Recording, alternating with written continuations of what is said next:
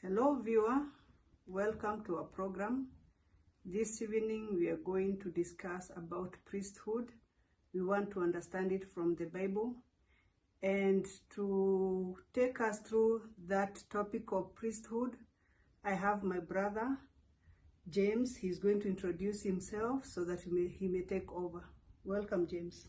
Thank you, Lucy. Again, just as she has said, my name is James. I am born again.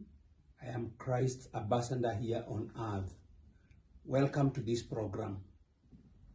Now, our viewer, today as we have said, we are going to discuss about priesthood. We want to understand the priesthood of Jesus versus the priesthood of Levitical priesthood.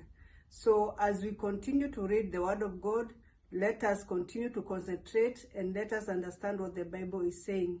So, James, where do we start from there? Well, thank you very much, Lucy. Indeed, priesthood is a very, very important topic that people need to understand because in the past it has wrongly been interpreted, and so we have had people who are, in the priesthood of Christ, because that is what is current, but then they are still behaving as though they are still under the Levitical priesthood.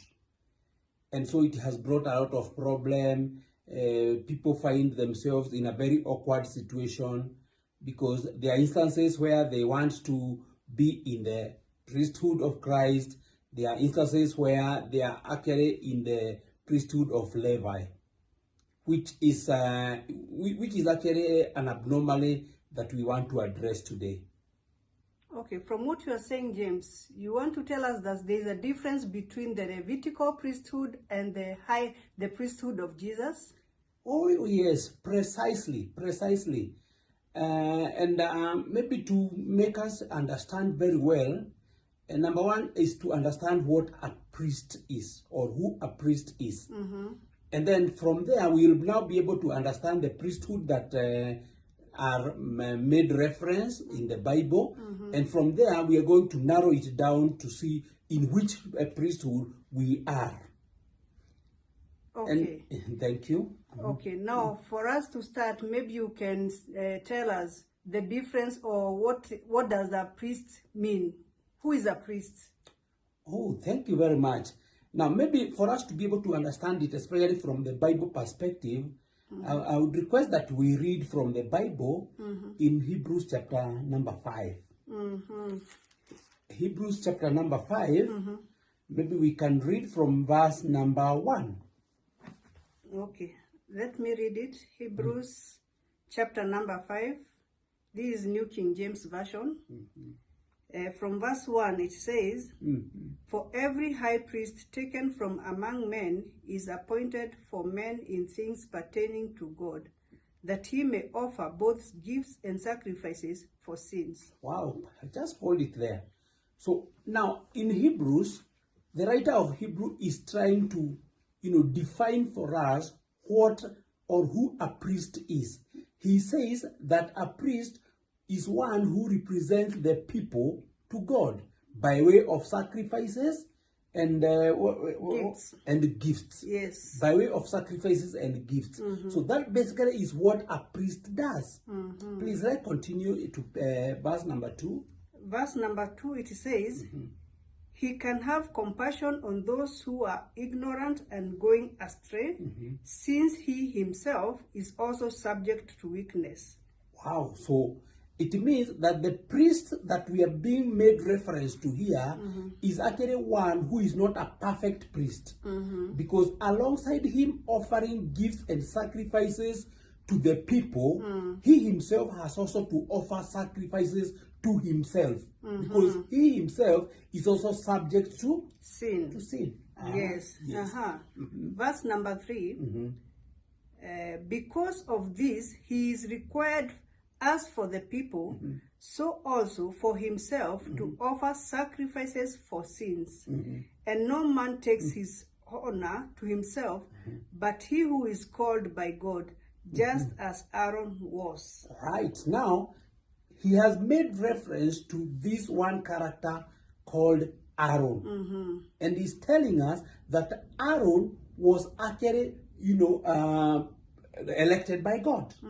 Right? Yeah. So he does not take that credit to himself because it is God who appointed Aaron. Okay? Yes. Uh-huh. In verse number 5, so also Christ did not glorify himself to become high priest, but it was he who said to him. And I want us to go very slowly there because there is the person who he's speaking and the person who is talking to. Yeah, he's the one talking to. So he says, so also Christ did not glorify himself to become high priest. Christ did not glorify himself to become high priest, and I want to explain here, just like in the case of Aaron, who was also selected by God. Right? Yes. So in a similar manner, Christ also did not, take that glory to himself. Because it is God, he, according to the Bible, he says, it is he, now God, who said to him, now Christ, you are my son, today I have begotten you. Now, this is a conversation between God and the Son. As he also says in another place, you are a priest forever according to the order of Melchizedek. You are a priest forever according to the order of Melchizedek. But then, if we now, because now here he has brought, two parallels. There is the priesthood of Aaron, and then now he has said that there is also this other priesthood of Christ, which is in the order of Melchizedek. Verse number 7. Who is the days of his flesh when he had offered up prayers and supplications with vehement cries and tears to him, who was able to save him from death, and was heard because of his godly fear. Though he was a son, yet he learned obedience by the things which he suffered. Right. Maybe we can first pause there. The important thing that I want us to pick from this chapter, chapter number 5, is who a priest is. Yes. A priest is one who represents the people to God, and he does this by, sacrifices and gifts. Yeah. He offers gifts and sacrifices on behalf of the people. Yes. But we see now the Aaronic priesthood, which is actually the priesthood of Levi, as we are going to see later, is one where it is also God who actually selected Aaron. It is God actually who said, who told Moses to tell Aaron that he had selected him to be a priest to represent the people of Israel. But now we also see a very interesting scenario. He introduces something about Christ, and he says that, it is he, God, who said to him, Christ, you are my son, today I have begotten you. Yes. What does that mean? That Christ is not a son of God by birth, it is by declaration.